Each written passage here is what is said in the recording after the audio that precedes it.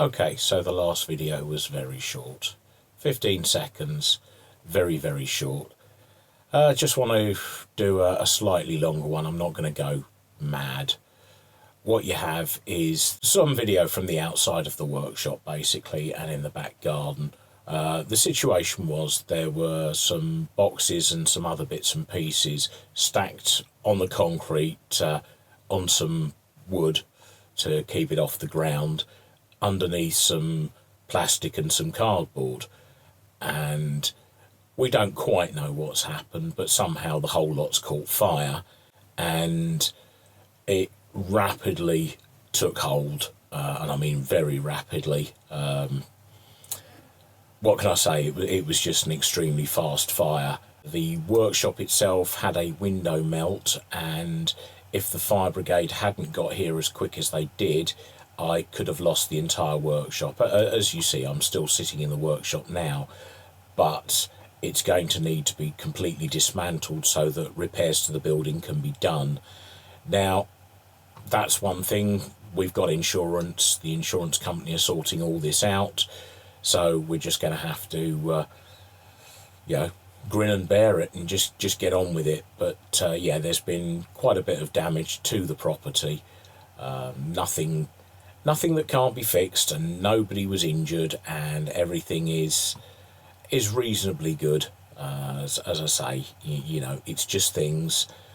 My wife's all right. The biggest injury she got was a blister on her finger from touching the door handle, and that being hot. Apart from that, it's just things.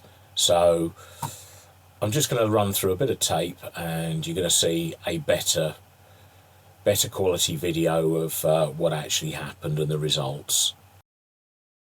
We have the back of the house. The back window to the right and the door is the kitchen. This is the workshop window. The black strip hanging down is what's left of the guttering. The fascia board has gone. The insulation is smoke damaged. That may need the roof taking off to replace. You've got a bit of guttering from the upstairs hanging down. The fascia there is also warped. That upstairs window is also warped. So yeah, it's 3 windows and 1 door so far.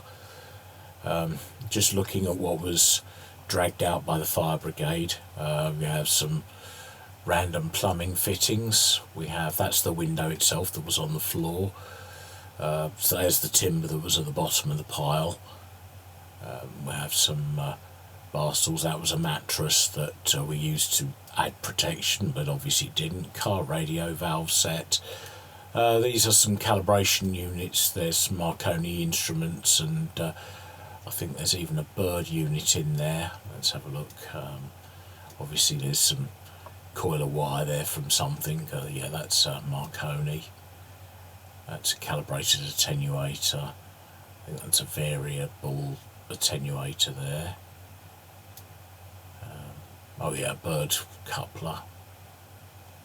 Nice. Carrying on further round, there's 3 power supplies. They were in the pile, so yeah, I don't hold much hope that they're working anymore. There were 20 litres or 4 gallons of distilled water just sitting there. Over this side there were 2 gallons, 10 litres of hydrogen peroxide. And what we got there in the middle of the frame, now we've got the remains of a military battery charger. Here's what looks like an autocrat. It's either an autocrat or autocrat 2. That was definitely an RP10, judging by the knobs. That's a Democrat. That looks like either a Herald or a Sovereign. I couldn't tell which from this. I haven't actually started to drag anything around because the insurance company said not to until the loss adjuster had been and taken his photos. There's the guttering. The wall, the pipe there is melted. There is actually a hole in the wall where the output from the sink should go into that gully. 3 boxes of light bulbs were there. And we're going over to the cameras now. This was inside the workshop. This is one of my video cameras, and as you see, it looks fairly intact, but it's actually water damaged and no longer functions, which is a bit of a shame. And we're just going through with that. There's a few pictures for you. That's camera number 1, and as I say, it was on the windowsill.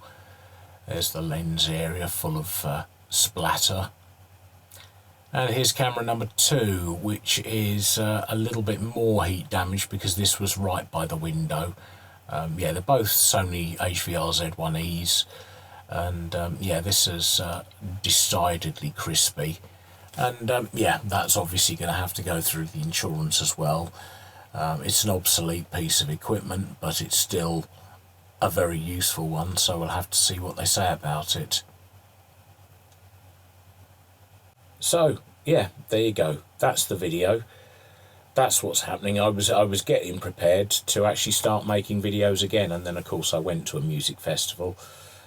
House catches fire, and yeah, here we are making videos, not of things I wanted to make videos of, but of things that have happened. So, not asking for anything. I don't need any test equipment. I don't need any donations or anything like that. As I say, it's all in the hands of the insurance company. It's what we paid the premiums for, so you know, we're all right.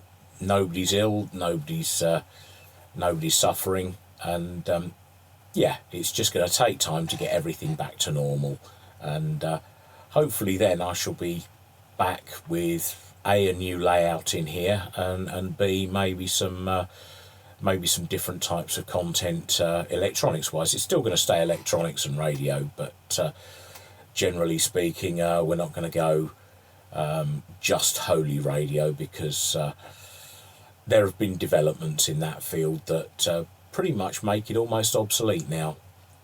Either way, I'm going to let you carry on and not have to listen to me waffle, and we'll see you all in the next video.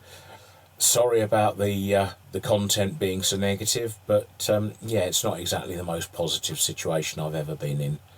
So take care everybody, and I'll see you online very soon. Bye for now.